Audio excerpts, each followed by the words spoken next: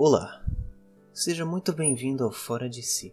Eu sou o Daniel e essa é mais uma coluna, dessa vez falando sobre telescópios. Para falar sobre esses instrumentos, é necessário falar primeiro de sua história. Já adianto que Galileu Galilei foi o principal contribuinte para sua criação. Entretanto, o conceito de telescópio não vem dele. Galileu se referenciou de uma luneta de criação de Hans Lippershey. Se tratava simples e básico de um tubo escuro com uma lente convergente chamada objetiva e outra divergente chamada ocular. Dessa forma, a luz entrava pelo tubo através da objetiva, gerando uma imagem real e invertida, a qual se encontra com a ocular próxima do seu foco. A ocular, por outro lado, tem o papel de expandir novamente a luz recebida, para que chegue aos seus olhos. Eis aqui o primeiro tipo de telescópio, o refrator. Dessa forma, então, concluímos que víamos a imagem firme e bela, certo? Bom, não exatamente. A imagem dependia muito do tamanho do telescópio. Se você quisesse uma imagem de ótima qualidade em um refrator, era necessário mais luz, ou seja, um maior diâmetro e maior foco da lente objetiva. Para grandes telescópios, aqueles de observatório, a gravidade passava a deformar a objetiva e o tubo ao longo do tempo, o que demandava manutenção constante. Além disso, tínhamos aberrações cromáticas, que é igual àquela imagem de um filme 3D visto sem óculos, que devia justamente pela diferença de refração de cada comprimento de onda de luz, onde as de maior comprimento, como por exemplo a luz vermelha, refratam mais do que as de menor comprimento, como por exemplo a azul. Quem resolveu esses problemas foi outro grande nome, Isaac Newton. Newton utilizou-se de uma ideia recorrente na época para a correção da aberração cromática, que falando curto e grosso, era não usar a lente objetiva. O telescópio era um pouco mais engenhoso. Consistia-se novamente de um tubo, dessa vez era aberto, um espelho côncavo, chamado de espelho primário, outro espelho plano, próximo ao topo, chamado de espelho secundário, e novamente uma lente ocular divergente.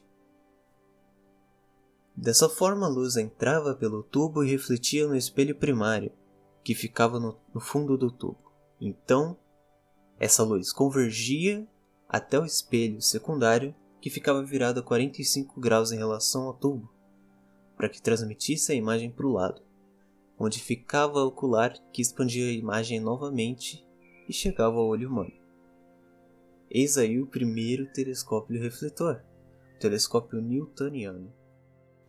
E ao decorrer da história foram surgindo outros tipos de refletores, como o Cassegrain, que a luz refletia pelo espelho secundário, que agora era convexo, e se direcionava para baixo do telescópio, indo para o ocular através de um buraco no espelho primário. Esse é provavelmente o mais utilizado em observatórios, já que, para os componentes de pós-ocular, como espectrógrafos, por exemplo, seria de fácil manipulação. Também existe o gregoriano, que usa um espelho côncavo ao invés de convexo no secundário, o que faz a imagem chegar ao ocular de forma não invertida. Interessante, mas talvez inútil. Os refletores, entretanto, tinham outros problemas. A aberração esférica. Ela basicamente impedia que imagens de objetos muito distantes tivessem um foco definido. Para corrigir isso, veio novamente um incremento nos tipos de telescópios, que fez alguns deles ficarem extremamente caros. E é apenas uma alteração simples. É uma lente de correção Schmidt. Quando colocada no começo do tubo, permitia que a luz fosse refletida sem a aberração esférica. Os chamados telescópios catadióptricos. No fim, tínhamos um problema pertinente em todos os tipos de telescópios. A interferência da atmosfera, que influenciava na imagem final, e isso definitivamente era um problema, por exemplo, para observações de áreas pequenas do céu. Para resolver esse problema surgiram diversas tecnologias e ideias, como colocar telescópios fora da Terra, os famosos telescópios espaciais, que além de resolverem o problema de turbulência atmosférica, também permitiam que se conseguisse imagem em outros comprimentos de onda do universo, que não chegam geralmente à superfície terrestre por conta da atmosfera, como por exemplo, a parte raio-x do espectro das ondas eletromagnéticas. Porém, levar telescópios para fora da Terra é extremamente caro, e a manutenção é pior ainda. Para isso surgiu a ideia de construção de telescópios em lugares altos com ar rarefeito. Um desses lugares, com uma quantidade enorme de telescópios, fica aqui na América do Sul, no Chile, onde ficam os maiores telescópios e radiotelescópios do mundo. Claro, isso não era o bastante para resolver o problema, e por isso surgiu uma nova tecnologia que seria a óptica adaptativa. Ela é aplicada em telescópios refletores diretamente no espelho primário, onde, partindo do telescópio, lançava-se um laser muito forte para cima, criando uma espécie de estrela artificial. Ela servia justamente para medir a turbulência da atmosfera em tempo real. Assim que medida, pequenos mecanismos faziam alterações mínimas no formato do espelho primário para amenizar a turbulência, permitindo que a imagem saia sem grandes alterações feitas pela turbulência atmosférica. Como eu falei das imagens de raio-x tiradas do espaço, vale lembrar que esses modelos de telescópios servem para todos os comprimentos de onda, inclusive para os radiotelescópios.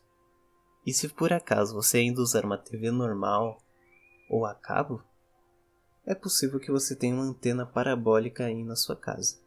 Essa antena nada mais é do que um radiotelescópio apontado para um satélite, que reflete as ondas de rádio. Então sim, você pode dizer que tem um radiotelescópio em sua casa.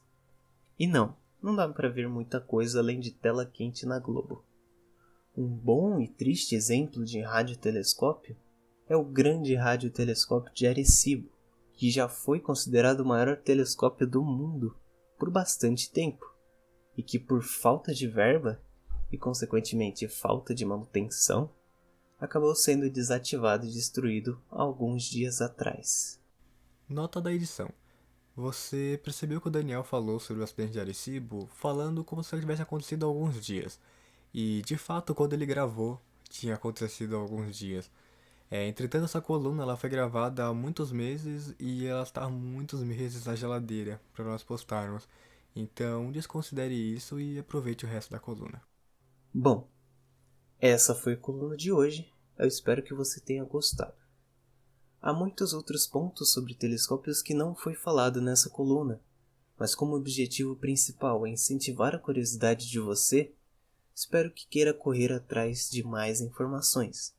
Para começar, você pode assistir as primeiras aulas da disciplina Astronomia, Uma Visão Geral 1, ministradas pelo famoso, hoje falecido, astrônomo brasileiro João Steiner, e disponibilizadas no YouTube pelo canal da Univesp.